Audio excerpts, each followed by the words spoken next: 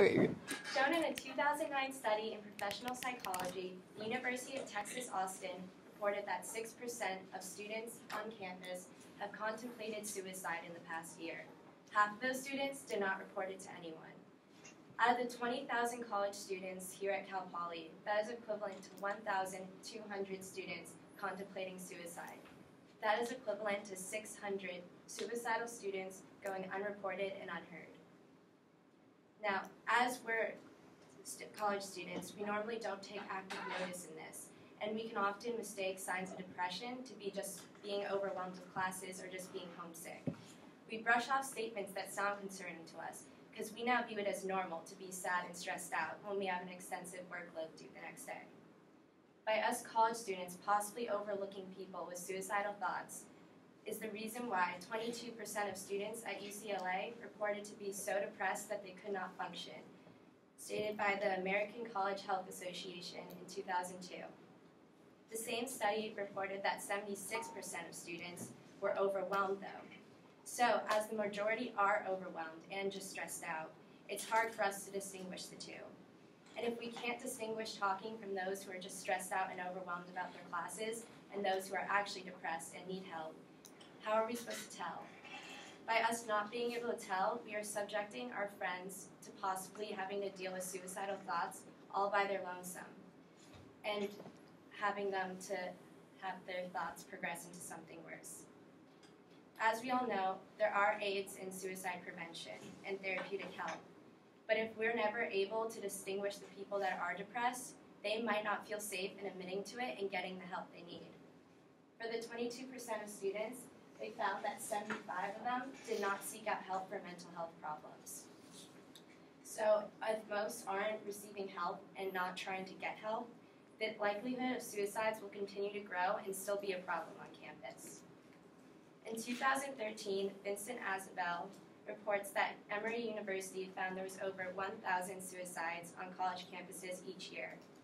These could be the ones that may never realize they need medical attention before it was too late. These could be the ones that were surrounding our everyday life, yet we had no clue. But we're the ones spending the most time with students, not the professors or the deans or any authoritative figure. The students, if anyone, should be able to notice signs of depression in others since we're spending so much time with them. Yet, normally, we don't see it. We take a course about suicide prevention in the beginning of college, and then we push it to the back of our minds for the rest of the year. Rachel Sawyer, in the 2016 UWire text, reports the following about a college student talking and trying to explain her depression to her friends. I feel they simply don't understand, and I don't expect them to, for they've not been taught about it. Plus, going to an adult is just plain scary most of the time. People being fully educated and fully aware about the signs of depression and what it could possibly look like and how to cope with it is not a realistic goal.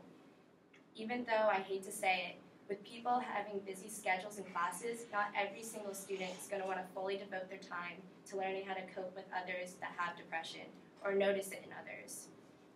However, I do believe we have a duty to actively listen to them and be there for them when they need it. We should not give off lectures trying to fix them, but rather just hear their side and let them process their thoughts and feelings. If we all try not to blame or self-diagnose our friends, but rather open up to discussion to why they might be feeling this way, we could benefit and progress in distinguishing those who are overwhelmed versus those who are actually depressed. We could separate that 22% from that 76% stated earlier in my speech. As a student body, we could be the ones to help those struggling and find them help before their thoughts progress to something worse.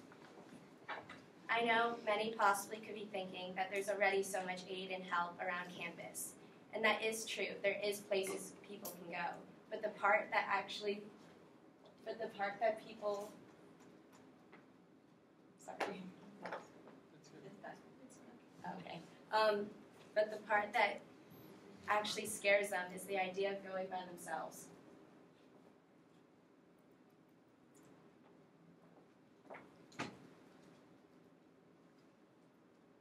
And this is true, but it does not ignore the fact that suicide is still the #2 cause of death around campuses. reported by the National Center for Education Statistics in the 2016 UWire article. Students with depression need aids in helping them to get the courage to go, and this is the part I believe we're entitled to play. They should have peers, people they already trust in, to help confide in and gather the strength with to go to these centers. By us not acting, these people may never get to that point. Suicide will still stay as the #2 cause of death around campuses. Many will still have to go through what that one college student went through, with her friends not understanding and adults looking unapproachable to them.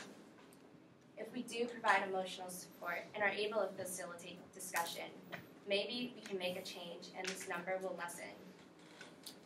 The weight of suicide should not be entirely a fault of the college itself, but also the students they encounter every day. We have the power to make someone feel better and comforted about themselves, rather than afraid and alone.